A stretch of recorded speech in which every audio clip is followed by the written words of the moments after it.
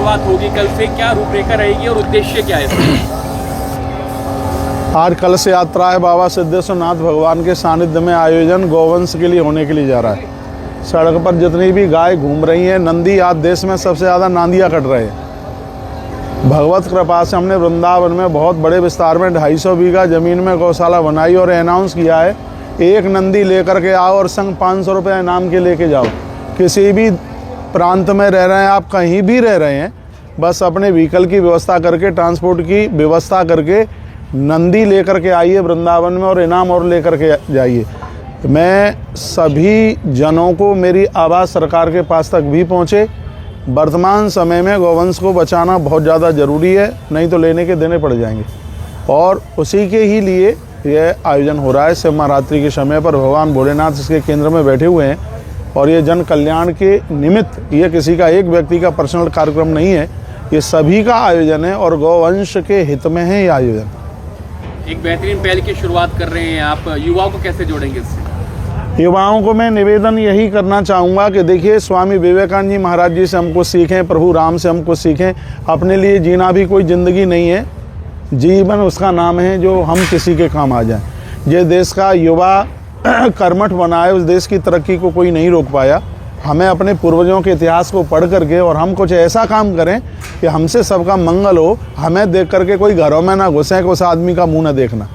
तो बढ़िया से बढ़िया काम युवा जन करें और युवा लोग जितना भी नशे से दूर रहेंगे उतने ही बहुत आनंद में रहेंगे। समय का उपयोग करेंगे, बहुत आनंद में रहेंगे। कथा की क्या रूपरेखा रहने वाली है, कब से शुरू होगी? एक तो यहाँ सबसे बड़ी बात यह है कि आज शाम से यहाँ पर अखंड 11 दिन का महारुद्राभिषेक शुरू होने के लिए जा रहा है। बगल वाला पंडाल उसी के लिए बना है।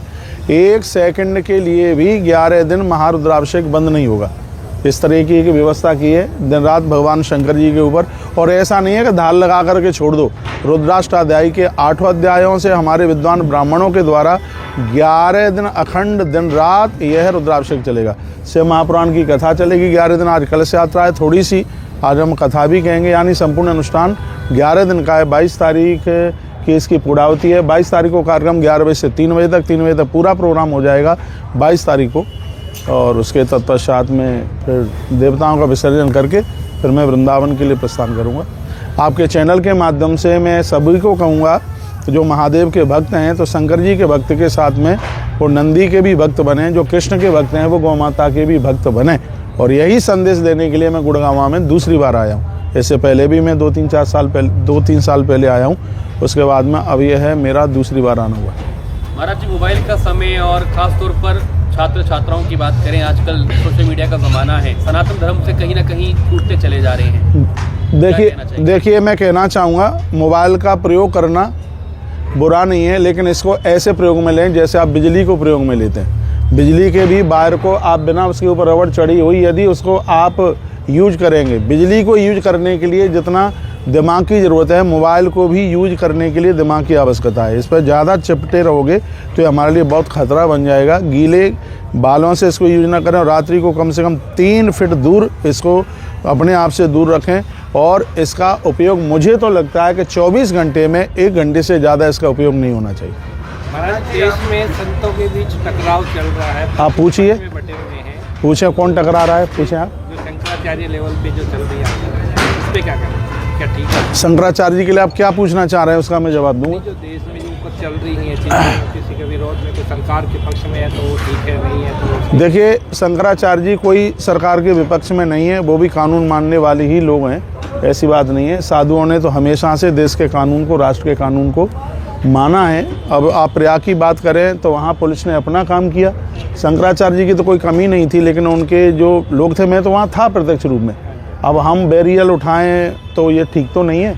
तो वहाँ इतनी बड़ी पब्लिक चल कर के आई है तो पुलिस को भी तो अपनी व्यवस्था देखनी पड़ेगी। हाँ, पुलिस की यह कमी रही है कि उन्होंने चोटी पकड़ी, धक्का मुक्की की, ये बिल्कुल भी ठीक नहीं था। और शंकराचार्य जी की यह कमी थी कि मुख्यमंत्री को औरंगजेब कहना और ये तमाम बातें, ऐसे शब्द बोलना, ये उनके लिए भी महापुरुष के मुख से शोभा नहीं देता। मैं कोई एक पक्ष की बात नहीं कह रहा हूँ, ना हम कोई पार्टी पॉलिटिक्स वाले आदमी है और ना हम डरपोक आदमी है। निर्भय होकर के हम अपनी बात रखते हैं। तो इसमें कहीं ये जो हुआ है, खैर वो हमारे सनातन के लिए ठीक तो नहीं हुआ है, दोनों तरफ से। महाराज जी, गोवंश बचाने की आप बात कर रहे हैं। गुरुग्राम मिलेनियम सिटी है, हजारों गोवंश अभी भी बेसहारा घूम रहे हैं, गंदगी में रहने को। बेटा इसी के लिए तो हम पैदा हुए हैं, ज़रूरत पड़ेगी अपना खून भी दे देंगे। गौशाला को गौ माता को ना मरने देंगे ना कटने देंगे, पूरे देश को झंकोर करके रख देंगे। हमें धरना धरने की आदत नहीं है, हम अपनी बात लोगों के पास तक पहुंचाएंगे। लोगों को कहेंगे जहां गौ माता का रक्त जिस दिन धरती पर गिरने से बंद हो जाएगा, देश की हर समस्या का समाधान उसी दिन हो जाएगा। हरियाणा सरकार के पास तक भी मेरी आवाज़ पहुंचे। मैं उनको कहूँगा कि सनातन के बिना बीजेपी नहीं है। लोग कहते हैं बीजेपी के बिना हिंदू नहीं है, तो हम भी कहेंगे कि हिंदुओं के बिना भी बीजेपी नहीं है। हम लोगों ने इंतजार किया कि आपकी सरकार आवे, अभी तक गौ हत्या बंद क्यों नहीं हुई? यदि यही स्थिति रही तो आगे ये देश आपको वोट बिल्कुल भी नहीं देगा। नहीं तो सशक्त गौ हत्या बंद होनी चाहिए और इसके ऊपर एक सशक्त कानून लागू हो। अब लोग मूर्ख नहीं बनेंगे बिल्कुल भी, लोग बहुत समझदार हो गए हैं और लोगों ने बहुत इंतजार किया, लोग ने बहुत प्रतीक्षा की है। मैं सिर्फ हरियाणा के ही लिए नहीं, मैं पूरे देश के लिए बोल रहा हूँ। जैसे राम मंदिर बन करके तैयार हुआ, इतना ज़बरदस्त कानून बने कि गौ माता के ऊपर उंगली उठाने वाले की खैर ना हो बिल्कुल। ये मैं आपके चैनल के माध्यम से अपनी बात बहुत ऊपर तक पहुंचाने में मैं लगाऊं।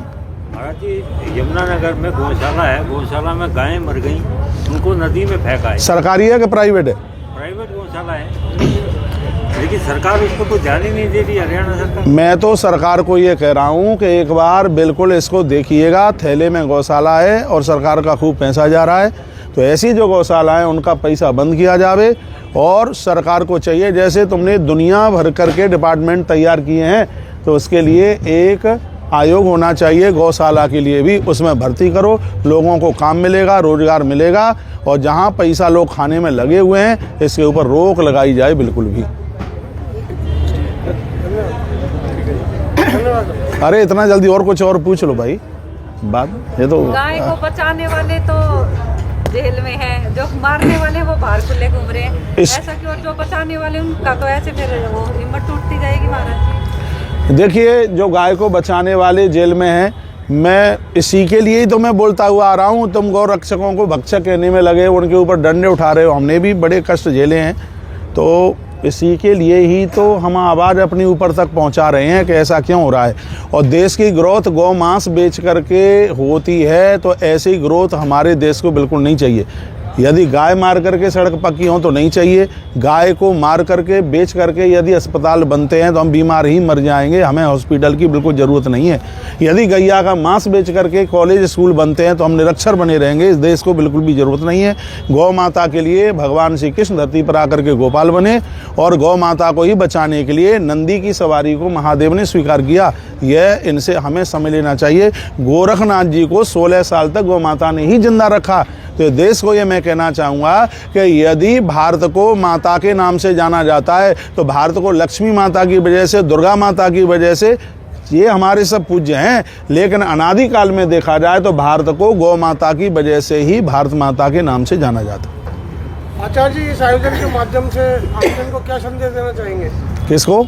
इस आयोजन के माध्यम से आयोजन के माध्यम से संदेश देना चाहेंगे कि मनुष्यता क्या है। आयोजन के माध्यम से कहना चाहेंगे ये जातिवादी, ये सब इससे थोड़ा बाहर निकल करके, जातिवाद से बाहर निकल करके कुछ मनुष्य के लिए कुछ कीजिएगा।